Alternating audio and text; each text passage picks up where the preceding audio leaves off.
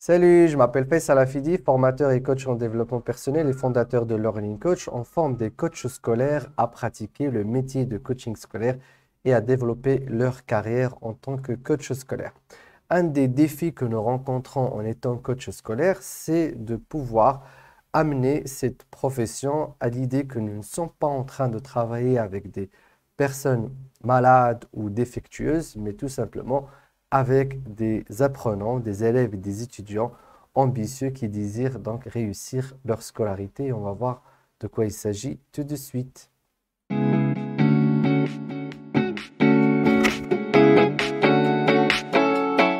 des résistances que rencontrent les parents quand ils veulent amener leur enfant voir un coach scolaire et aussi l'une des résistances que rencontrent les élèves et les étudiants à la pensée de voir un coach scolaire, c'est que peut-être ils sont malades ou ils ont un problème psychologique, voire même psychiatrique.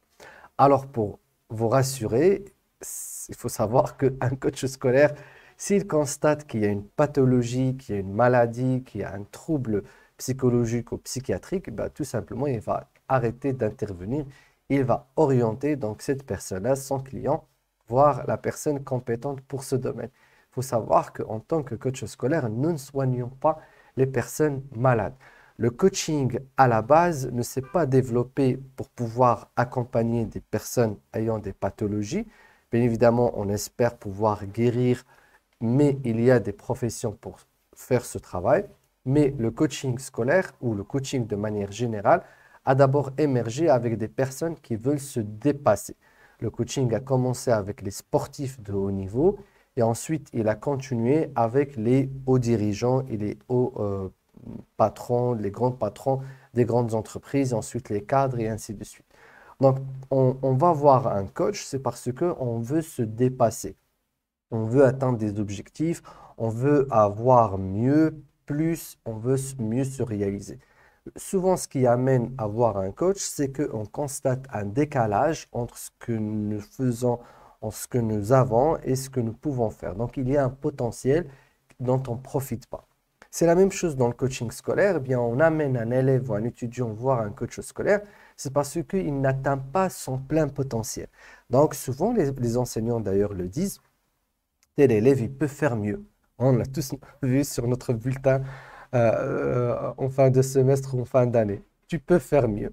Tu peux faire mieux, c'est-à-dire que tu as des capacités que tu n'explores pas, que tu n'utilises pas, auxquelles tu n'as pas accès. Maintenant, c'est facile de dire que tu peux faire mieux, mais on ne fait pas mieux parce que nous avons besoin de quelqu'un à un certain niveau. On ne peut plus assurer notre propre progression, notre propre accompagnement. Nous avons besoin de quelqu'un de faire avancer un pas en plus. C'est exactement ce qui se passe quand on est sportif. Quand on est sportif amateur, moi qui n'aime pas trop le sport, donc je vais aller faire un peu de sport, j'ai pas besoin de coach, je vais juste faire un petit peu ce que je peux et je rentre chez moi, c'est tout.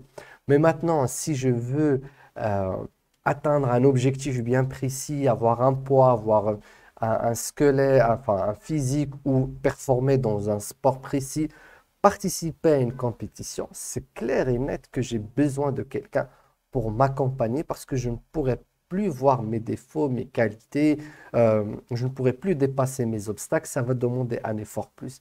En fait, c'est comme si des gens se promènent en bas d'une montagne et quelques-uns veulent escalader la montagne. Donc, quand on se balade en bas d'une montagne, on n'a pas besoin d'aide, on n'a pas besoin de quelqu'un qui nous accompagne. Mais quand on va décider de remonter la montagne, donc d'escalader la montagne, ben là, on a besoin de quelqu'un pour nous accompagner, nous aider, nous montrer comment faire et la meilleure stratégie, le meilleur chemin, et ainsi de suite.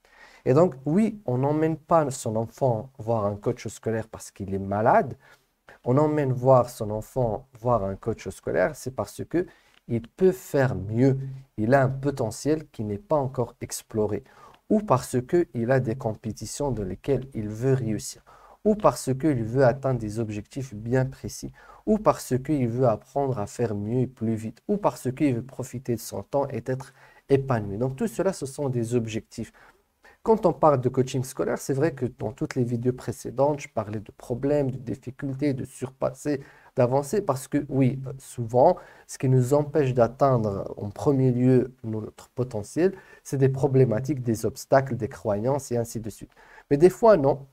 C'est parce qu'on n'a pas accès à certaines informations, c'est parce qu'on n'est pas assez motivé, c'est parce qu'on a besoin de quelqu'un pour nous réveiller chaque matin, pour nous rappeler des choses et nous dire des choses, pour pouvoir donc atteindre notre plein potentiel. Donc oui, on ne fait pas du coaching scolaire parce qu'on a des troubles ou on a des pathologies ou des maladies. On fait du coaching scolaire parce que on veut être mieux, travailler plus, plus vite et d'être épanoui dans ce que nous faisons, donc être motivé, intéressé et surtout retrouver le plaisir de l'apprentissage. Donc tout ça est positif. Donc si vous voulez devenir coach scolaire, vous aussi aider les élèves et les étudiants à atteindre leur plein potentiel et de réussir leur scolarité de manière efficace, performante, intelligente et épanouie, eh bien vous pouvez devenir coach scolaire. Pour cela, vous aurez besoin de devenir d'abord coach de vie. On va vous certifier en tant que coach de vie.